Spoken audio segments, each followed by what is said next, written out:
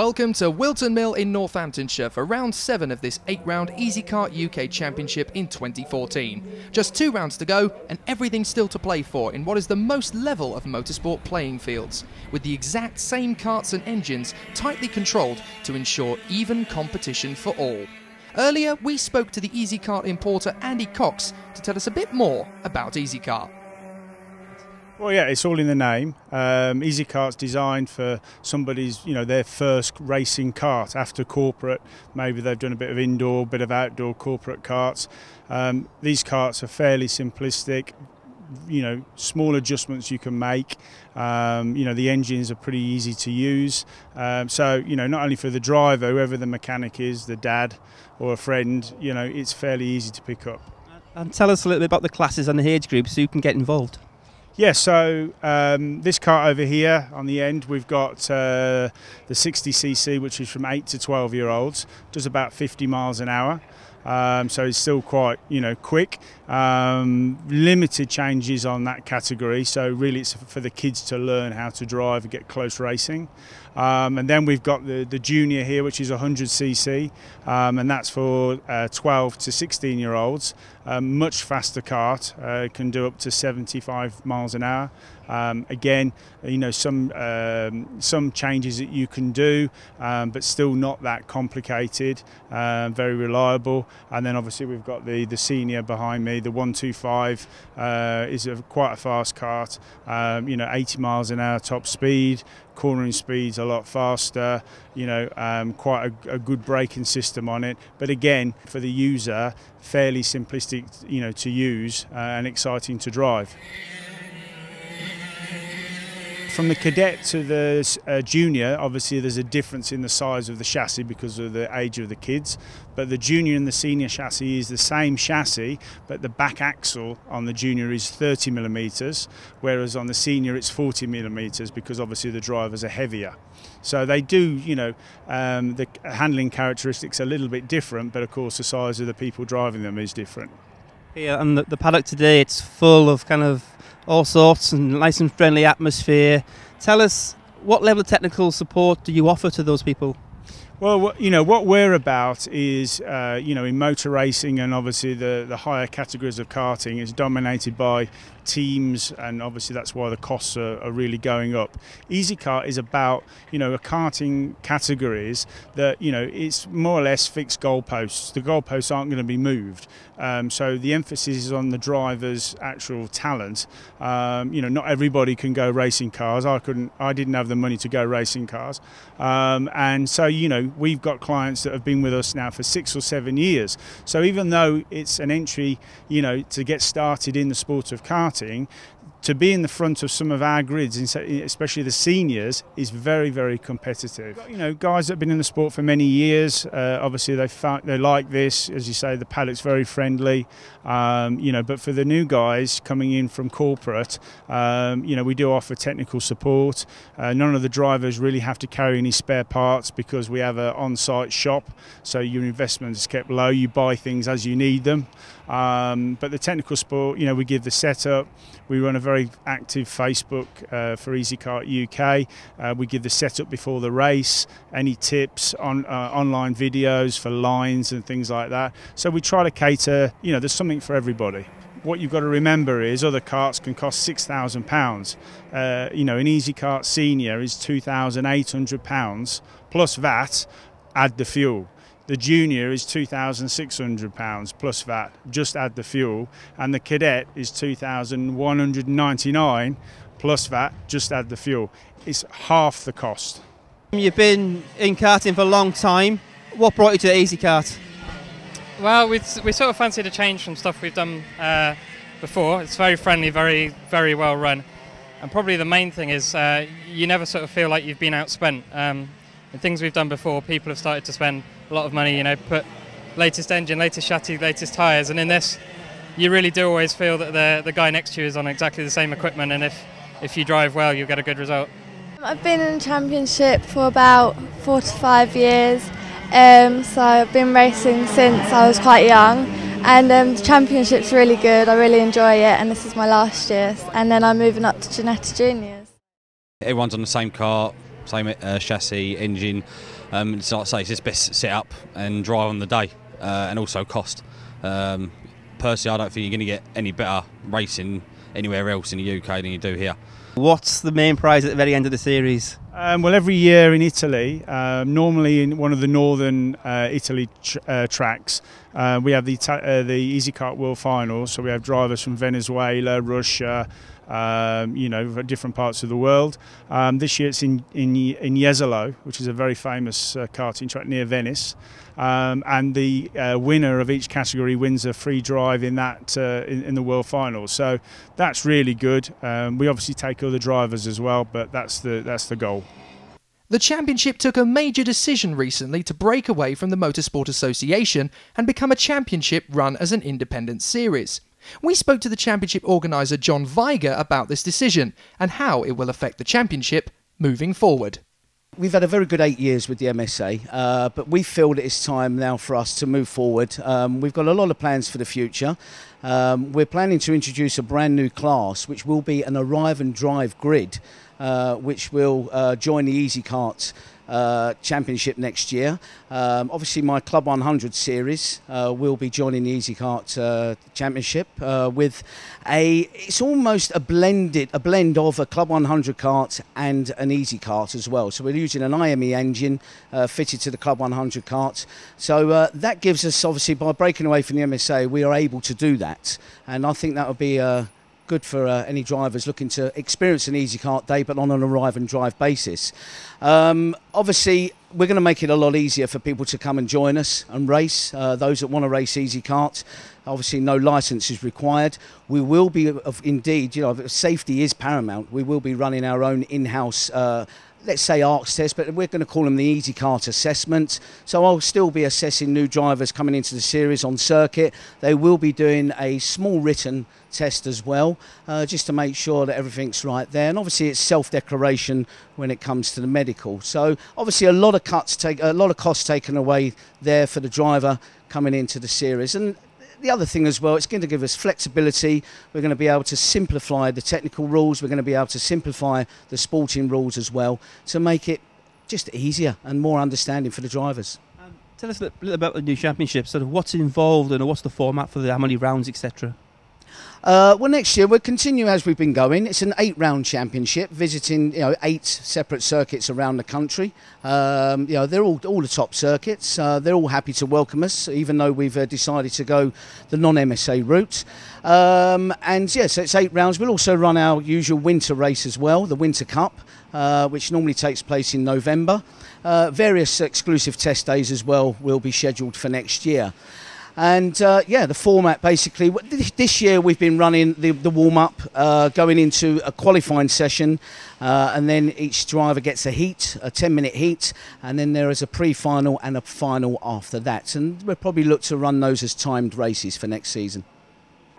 So away we go then. It's the Senior Masters A final class up first for the heavier weight of drivers. Oh, I'd fit in right at home then.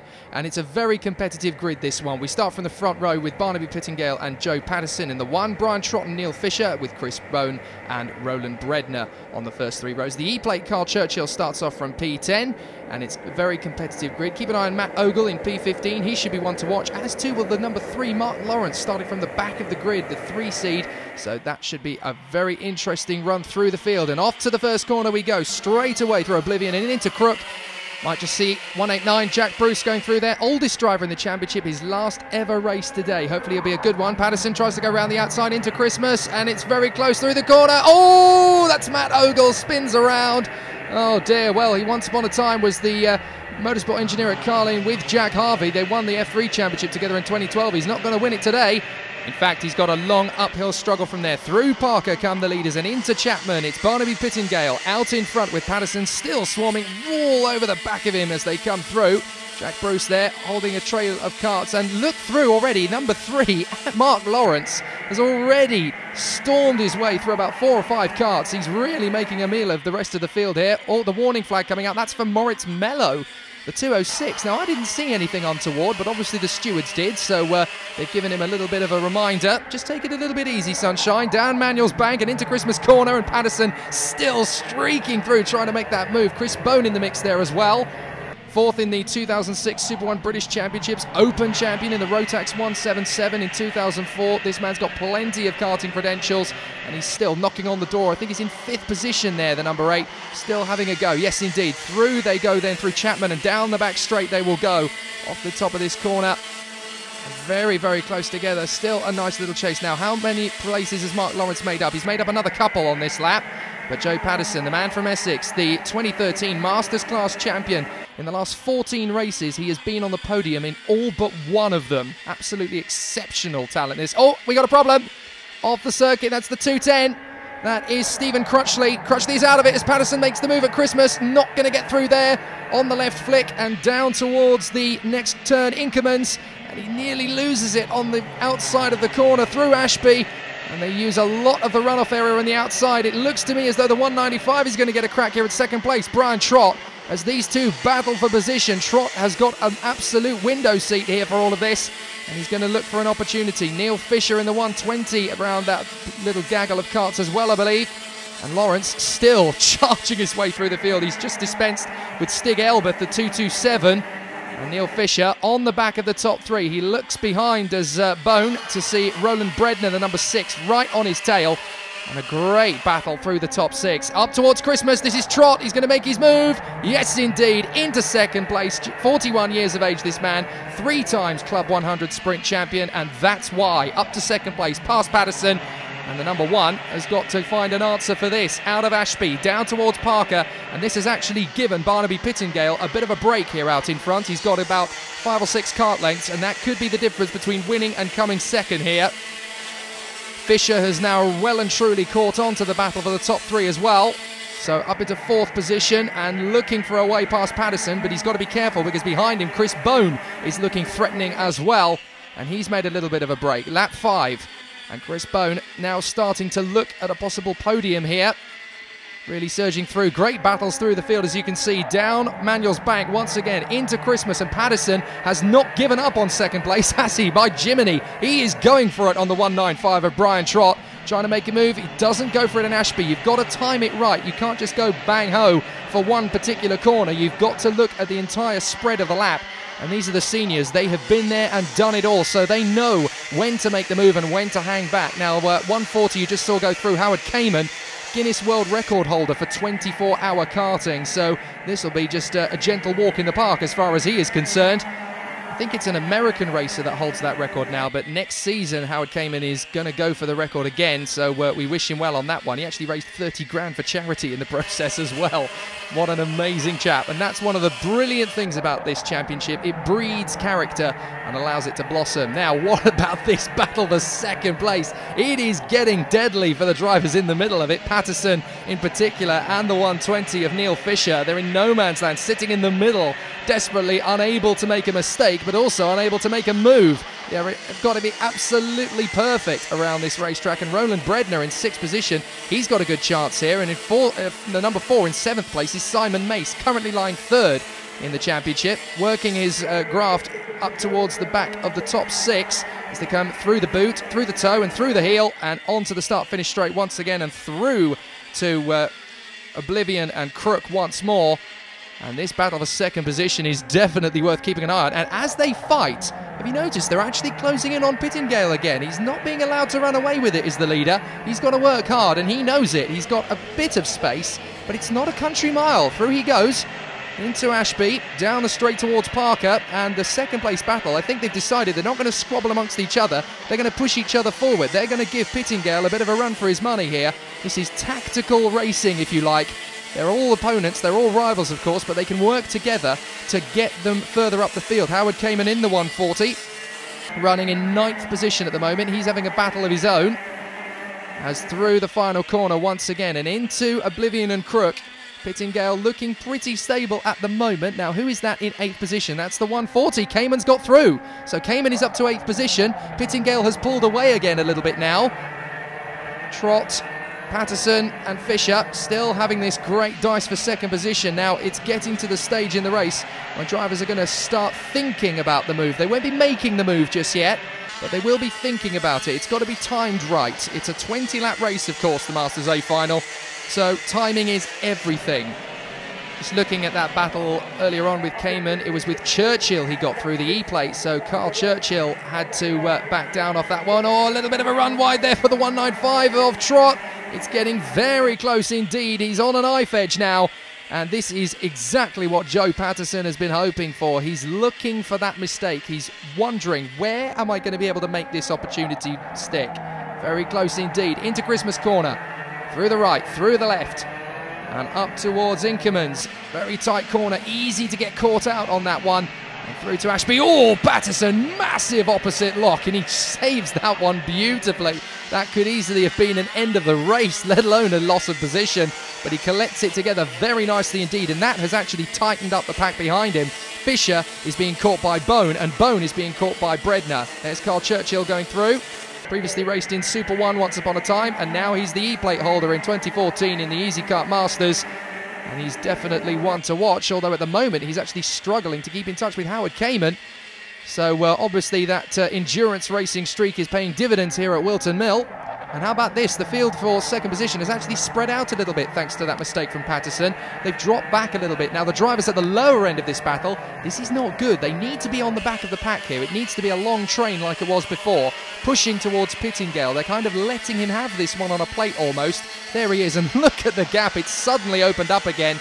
Trott has really got to do his homework here to close in. Patterson, Fisher, Bone and Bredner, and then in 7th place Simon Mace.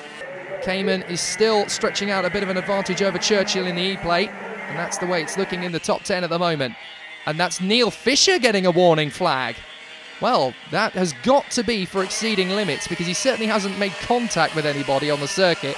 Maybe they've deemed he's pushed it a little bit too far over the edge there. I'm not quite sure what else it would be. He's certainly not been driving like a Maldonado out there, but we'll have to see how that affects his composure. And all of a sudden, the man in trouble looks to be Trott. He gets it all wrong in Ashby, and Patterson picks up the pieces. Thanks very much, buddy. I'll take 2nd place and get after Pattingale myself. Very nicely executed there by Patterson, and Trott will be kicking himself in that car. Come on, I've got to get this back together. I've been 2nd for the whole race. I need to get this back now.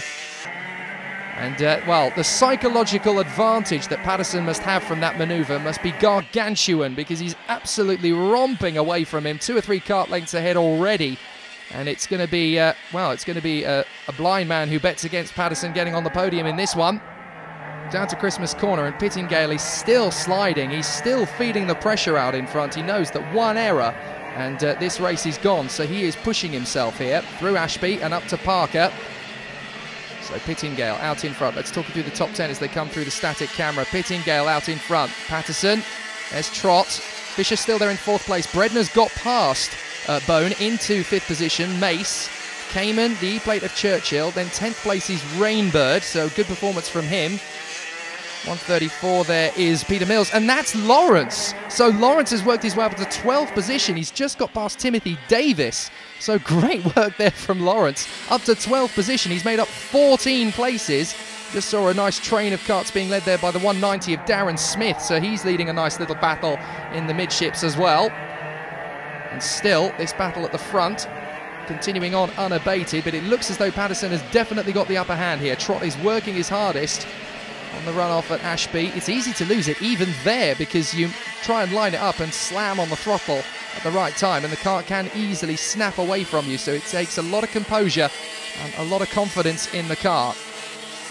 Mace still trying to get away from Cayman, who's holding a nice advantage over Churchill in the E-plate. And across the line once more. It's good for Pittingale. He's looking very strong here. Patterson and Trott, it's pretty much stalemate between those two, but Bredner is really the man on the move here. We didn't even see him make the move on Chris Bone, but he's up to 5th position, and he's already starting to hassle Neil Fisher, reeling him in. And look at how much the gap is between him and Chris Bone. So he's well and truly dealt with him, hasn't he? They've pulled away, and now they're in a 2-man brawl for 4th position. And in fact, Chris Bone is actually under pressure here from Mace, because the number 4, Simon Mace, is starting to reel him in.